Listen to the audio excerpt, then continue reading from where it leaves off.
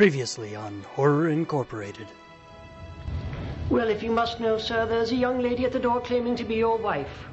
Really? And she's also claiming entitlement to half of everything you own, sir. Jumping anaconda, Carbuncle. Indeed, sir. Tell me, is she cute? Well, no, I wouldn't worry about it too much there, Officer Elson. You know, fires, they start themselves all the time. He's right. Most of the fires I've been around have started themselves. Yeah. Well, look. Tell you what. You tell those nuns that we're really sorry about setting their monastery on fire, okay? Well, since you put it that way. You can see it my way. Well, what do you mean he's dead? Did you have anything to do with this? Well, in a word, sir, yes, I did. Was it an accident? Well, not entirely, sir. Well, I suppose accidents will happen now and again. You're going to pay for this, Uncle Ghoulie. Madam, I swear by all that I stand for that I have never laid eyes on you before. Oh, no? Well, what about this? Well, if you're going to press the issue, I guess we... Gordon, I think you killed Uncle Ghoulie's wife. Good job. You saved me the trouble. Awfully sporting of you, Carbuncle, to take the rap for all of us like that. But I... No. Don't you worry about a thing. We've got everything taken care of. 13, Gordon, and I have the next flight booked to the Bermuda Triangle. You stay here and deal with the authorities, okay? Very well, sir. Good man. Nobody moves or I blow this place sky high. Do it. Do it. Gordon, have I taught you nothing about seeing a job through? Here we go again.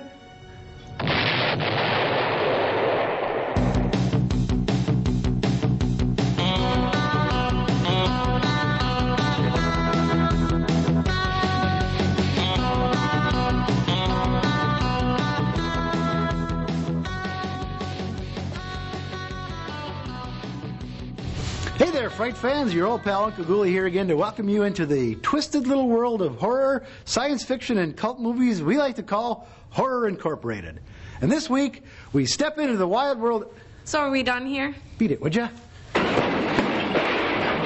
This week, we step into the murky backwoods of PRC Studios as mad scientist George Zucco, subbing for Bela Lugosi, exacts the typical poverty row revenge plot on those who wronged him, blah, blah, blah, blah, blah, blah, blah, in the 1942 quickie, The Mad Monster. The Mad Monster, sir? Wouldn't most monsters be considered mad in one way or another? Well, you know, you'd think so, Carbuncle, but... Yes, sir, but apparently I'd be wrong. So, why is this particular monster so much madder than the others? Well, wait till you get a load of this poor sap's makeup and wardrobe. You know, you'd be plenty mad, too. Yeah. Nice outfit you got there, Gordon, old man. Yes, a most charming ensemble. Charming, yeah. Yeah, that's it. Charming. No. Hey, Uncle Ghoulie. Oh, look at that. If it isn't my favorite niece, 13, up from the vault with this week's movie. And it is. That's right. There we go. Mad Monster. Gordon, what do you say we go on up to the booth and spool this thing up, eh? All right, let's go. Well, for those of you just joining us, this is the part of the program where Mistress 13 and I trade some rather pointed yet good-natured barbs at one another's expense. Let's watch the fun, shall we?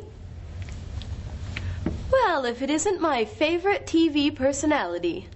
What on earth are you talking about? TV personality? Didn't I see you last night on America's Most Wanted? Why, it couldn't possibly have been me. The very idea. America's Most Wanted, indeed. Oh, I'm sorry. My mistake. It was America's Least Wanted. Ah, yes. Hilarious. My sides are sure to be aching. Nah, you're right. You have to have a personality to be a TV personality. Delightful. Many's the night I lie awake, delighting in the thought of being asked to identify her body.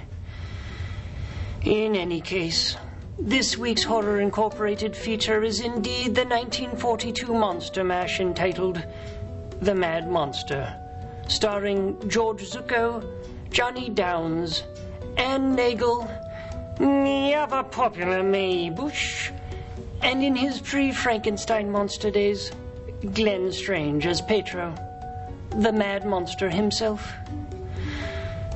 Oh dear.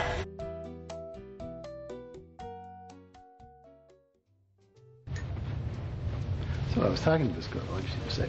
Oh, hi, 13. Well, what's on your mind, my dear, besides petty larceny? So was Bela Lugosi like on vacation or something when this movie was made, so they had to get this George Zucco guy instead? It could be. Well, this Dr. Lorenzo Cameron role has Lugosi written all over it. What with the addle-brained, ill-advised experiment, the selfishly motivated revenge plot, the hidden laboratory. Granted, George Zucco is a better actor, but still, he doesn't have that over-the-top mania and all-stops-pulled-out zeal that Lugosi has. You know, you're right, 13. You have a good point there. Still, it is a pretty crazed experiment. Takes you back, Gordon, doesn't it, to our childhood days of performing whatever ill-advised experiment we wanted to and exacting any kind of crazy revenge plot that struck our fancy. Good times. What are you guys talking about? You do that now. Oh, yeah, we do, don't we? Gosh, it's good to be me. Come on, what do you say we go off and do some kind of crazy experiment on Carbuncle, inject him with some horribly toxic concoction. Come on, let's go.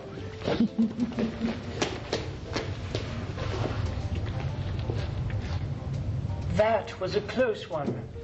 I very nearly befell a terrible fate.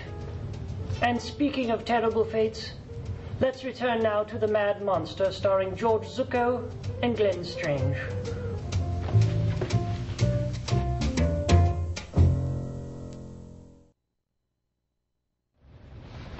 Carbuncle, getting into the spirit of things, I see. Well, I'm not certain what you're talking about, sir.